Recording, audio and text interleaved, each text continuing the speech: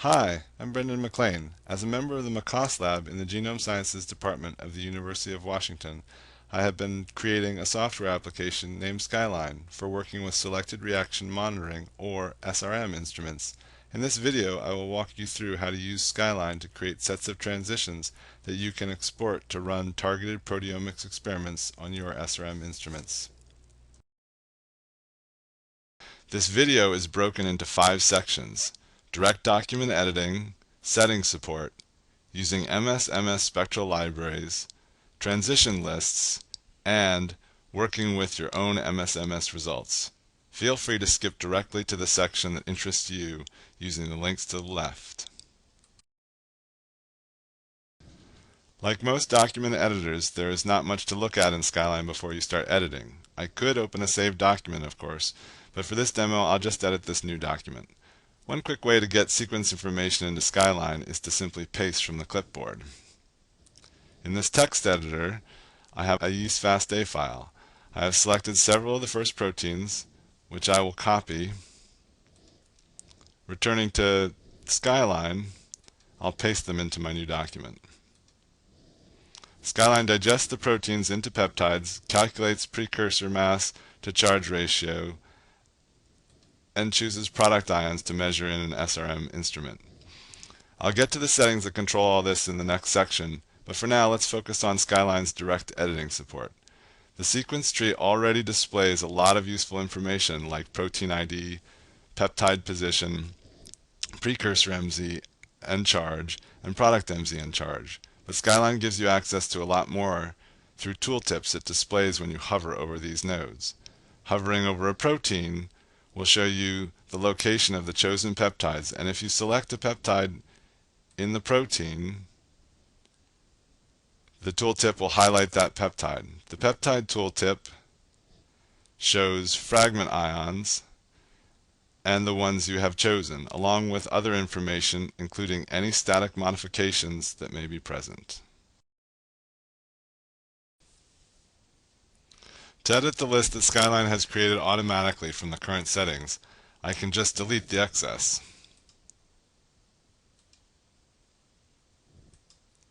If I'd rather not measure quite so many peptides, I can use the delete key to get rid of a few. I'll also delete this protein. If I'd like to further refine these lists, I can use Skyline's pop-up pick lists, which initially show me only the items matching the filter in the settings. If I click on this filter button, then I can see all possible choices. The unfiltered list can be pretty large, but I can click on the Find button or use Control F to get a find box that will allow me to narrow the list. Perhaps all cysteine containing peptides, or all methionine and glutamine peptides. If I choose a couple of these and click the Accept button, they're added to the list. The same applies for transitions. Perhaps I want a doubly charged Z ion, and if I choose one, then you will see that the precursor tooltip automatically expands to show all doubly charged C and Z ions with the one I chose highlighted. Returning to my initial paste of a section from a FASTA file, I should also point out that Skyline allows me to paste lists of peptides, one peptide per line. Here is a list from a bovine standard mix we have been using at the McCoss Lab. I can copy it from this Excel spreadsheet and paste it into my current document. I get a single peptide group which I can rename to anything I like.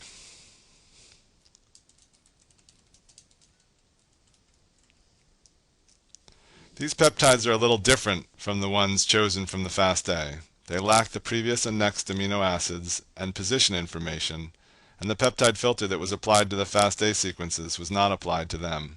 Skyline simply accepts this applied list. You can use drag-drop to reorder this list. You can delete as before, but if you do, there is no pick list to get them back. Luckily, Skyline provides full multi-level undo-redo, as you would expect from a document editor, and I can use this to return to any state the document has seen since the start of this demo. But I'll keep the document as it was and move on to Skyline's rich settings support. Skyline settings support is divided into peptide settings and transition settings. If I choose peptide settings, I can start with the digestion settings, where Skyline presents a list of possible enzymes. Many of the settings lists you encounter in Skyline are editable. At the bottom of the enzyme lists, you can see the add and edit items that give access to the editors. In the list editor, you can reorder the list, delete items, and edit existing items. Here you can see the definition for this enzyme, and I can also reset the list to its default configuration.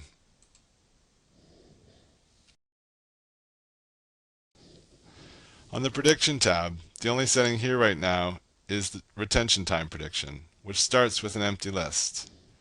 If I choose to add a new retention time regression, I can enter values like slope, intercept, and my preferred calculator. Or I can press Calculate.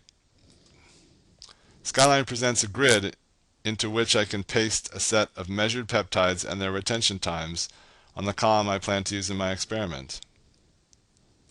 I have just such a list in that bovine standard mix from which I copied just peptides before. If I now copy retention times also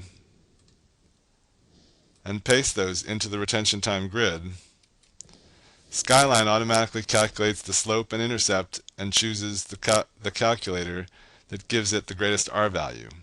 It also proposes a time window that is 4 times the standard deviation of the residuals of the linear regression, a range within which we would expect 95% of the data to fall. I'll widen that window a little and name this bovine standard, giving me my first entry that I can use as a retention time predictor for scheduled SRM. On the Filter tab, you can now see the settings that prevented me from getting absolutely every tryptic peptide for the protein sequences I pasted. These settings don't exclude a lot, but they do require peptides to be at least 8 amino acids long and no more than 25. Also, peptides may not include any of the first 25 amino acids in the protein. I could also exclude ragged ends, which just means cleavage points which have another cleavage point 1 amino acid away, and I could choose any of the predefined exclusions for sequences that match a regular expression. Or I can click the Edit button and add my own. As an example, I'll create an exclusion that rejects peptides with strings of Ds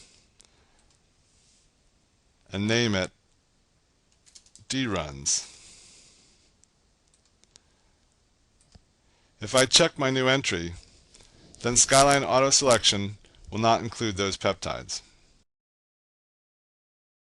On the Libraries tab, I have a list of MS spectral libraries I have already added for this demo, which we will come back to in the next section. The Modifications tab allows me to enter both static modifications and isotope labeling or heavy modifications. At the McCoss lab, all our cysteines are carbamida-methylated.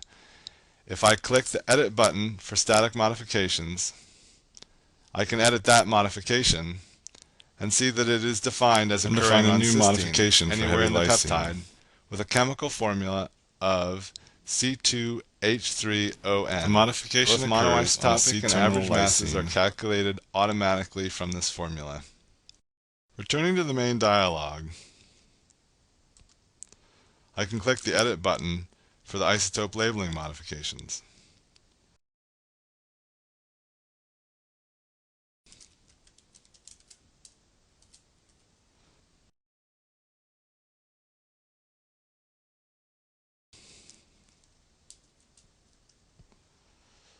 With heavy carbon and nitrogen, which makes the formula 13C6, 15N2, and then I need to subtract the lighter atoms, C6 and Now all 2, peptides with lysine at the C-terminus which have gives gained a me heavy precursor. a final delta of about 8 Daltons. If I OK The that, same transitions as in the lighter version were chosen, as you would want for a quantitative and assay. check it in the Modifications tab, I can OK those setting changes and have a look at how the isotope labeling altered my document.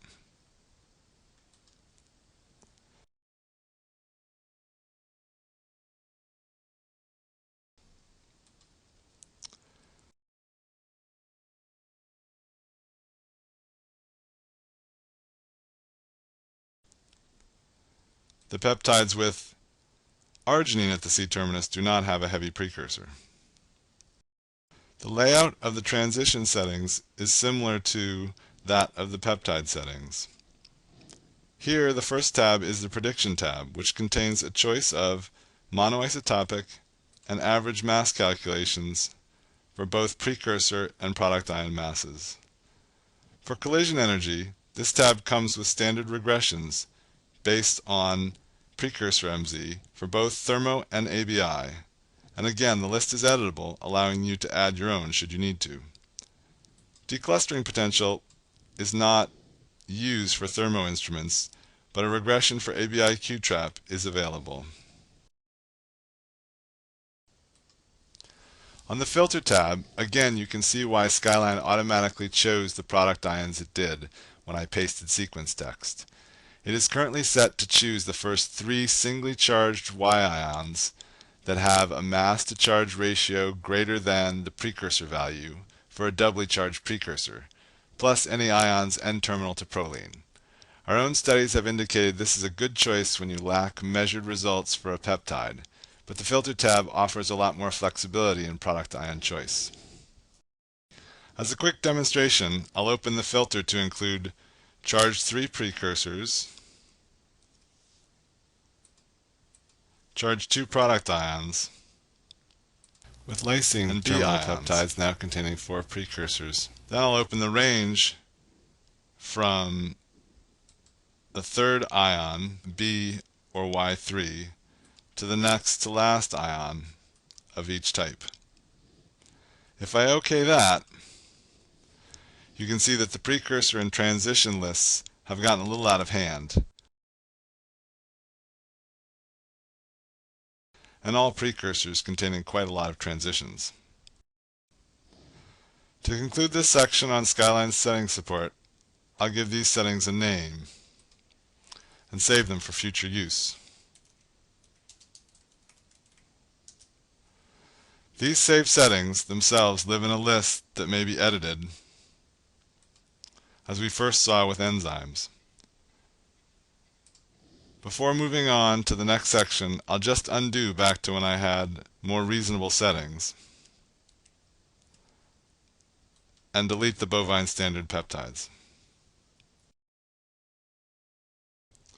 In this section, we'll cover using MS-MS spectral libraries to better inform Skyline's choice of peptides and transitions. Several sources have been building these libraries and now make them publicly available, from the McCoss Lab to the Global Proteome Machine, or GPM, to the National Institute of Standards and Technology, or NIST. The web page from which you likely started this video has links to all of these. I have already downloaded all of the libraries we will need for this demo.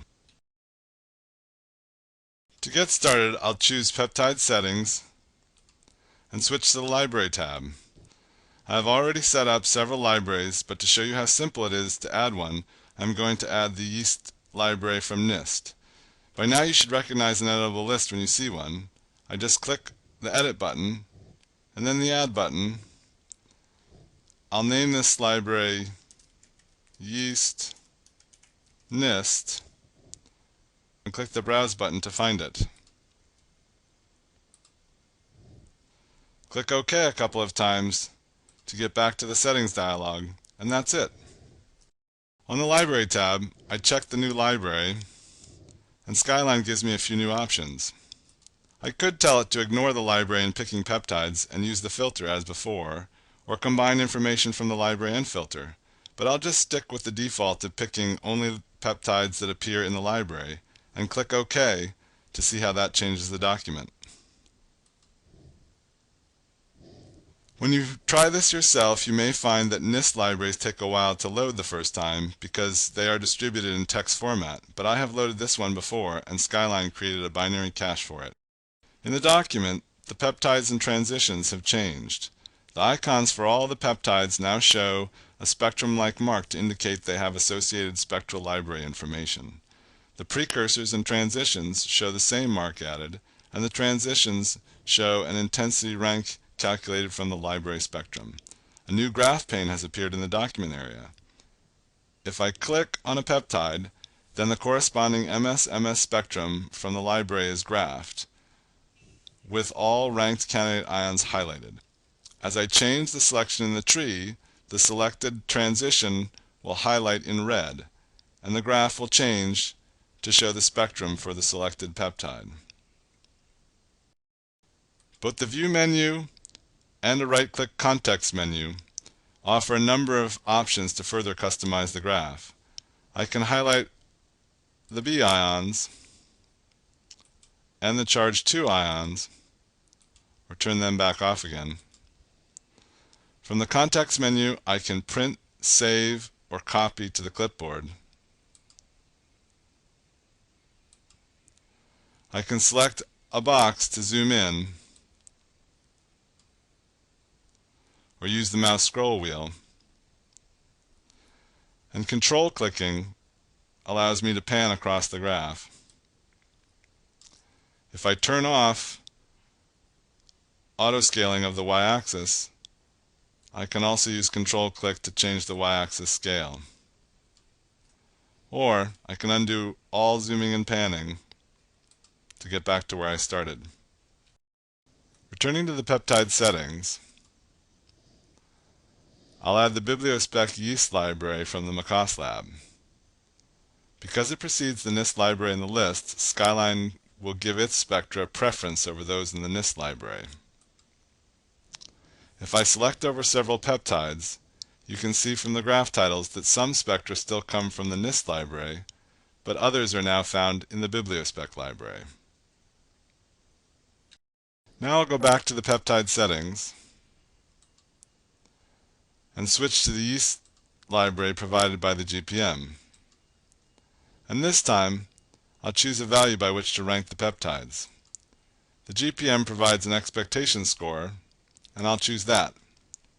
And I'll limit the number of peptides per protein to 4.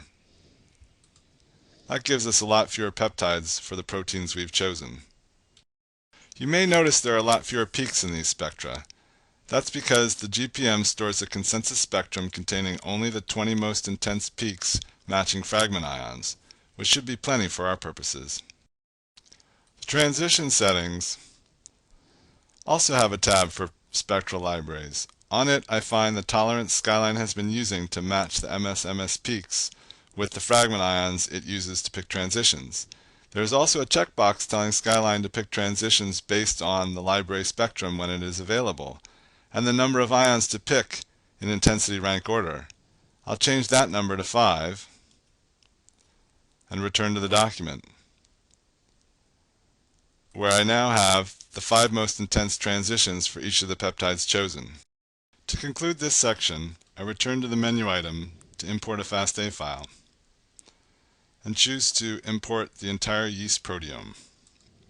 Not something you would normally want to do, and if you did this with a larger FASTA or less restrictive settings, Skyline would probably fail, telling you the document you tried to create was too large. But in this case, Skyline has checked all of the tryptic peptides in the yeast proteome against the GPM library, ranked the ions for those it found, and chosen 5 transitions to create a document with 5,800 proteins, 8,800 peptides, and 42,000 transitions. Although Skyline would allow me to create a set of transition lists for this document, it certainly would take a lot of instrument time to run them all. Instead, I'm going to start a new document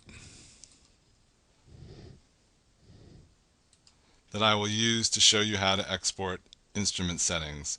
Currently, that means exporting a transition list of comma-separated values though we are working with several vendors on allowing Skyline to export directly to their native instrument formats.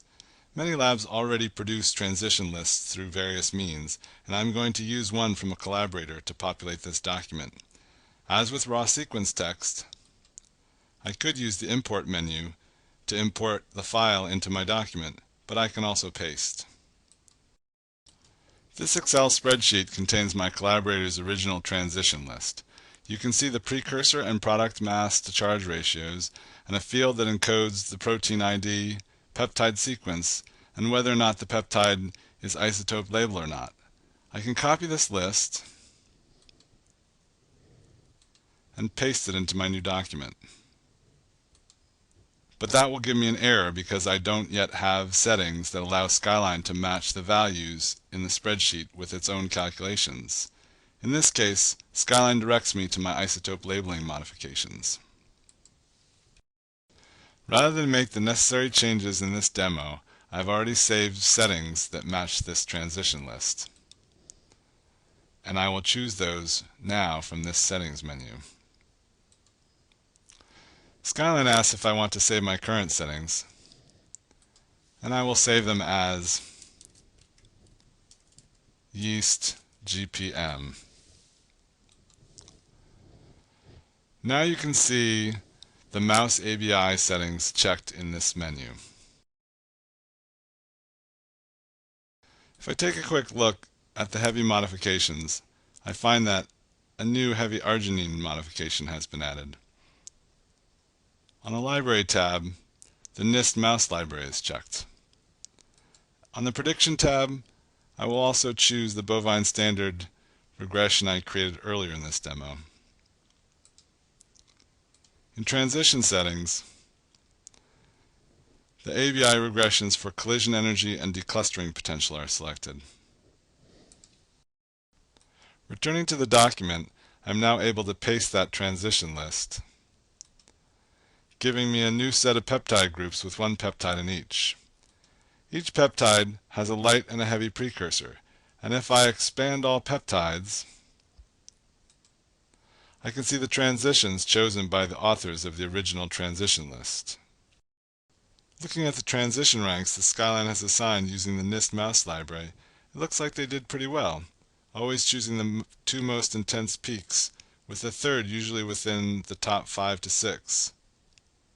I find one unranked B ion chosen, and if I look at the library graph, I can see that it is in fact the third most intense peak.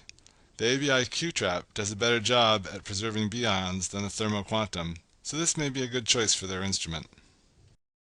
Now I'm going to export my own version of this transition list.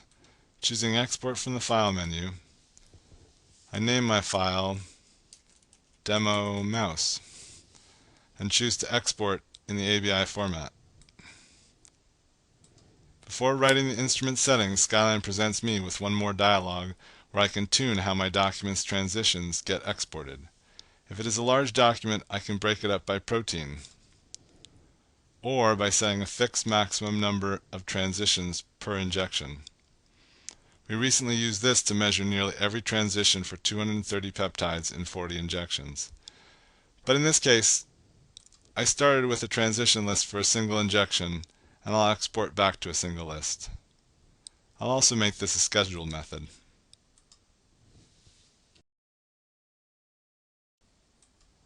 If I find the resulting file in Windows Explorer, I can open it in Excel and see that it is very similar to the file with which I started. The predicted retention times are a little different, but I used the regression for a column once used at the McCoss lab, so that is expected. Back in Skyline, I'll create the last new document of this presentation. And Skyline asks if I want to save. This time I'll answer yes. And name my file Demo Mouse. And just to check that this worked, I can reopen my Demo Mouse document from the File menu. And there it is, unchanged. Now let's really start that new document.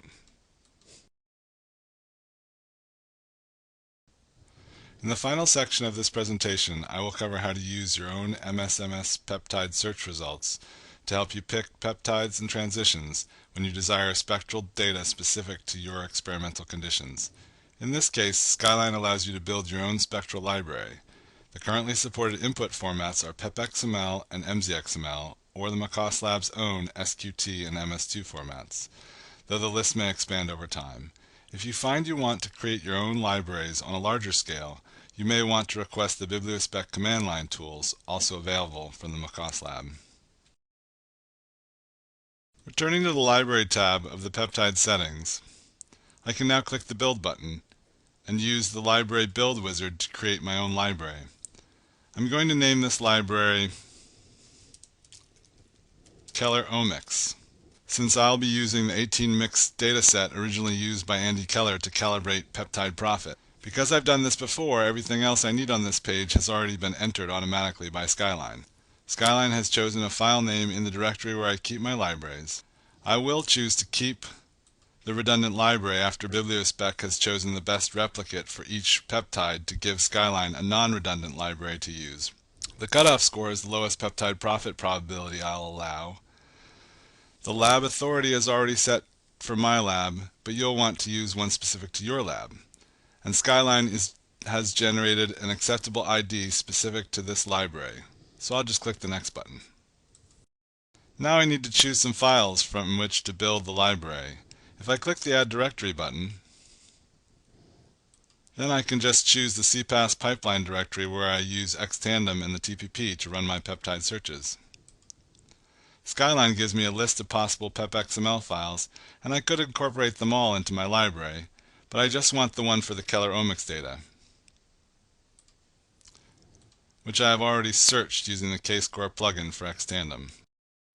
When I click the Finish button, the bibliospec library builder begins processing the associated mzxml files, and Skyline displays its progress in the status bar.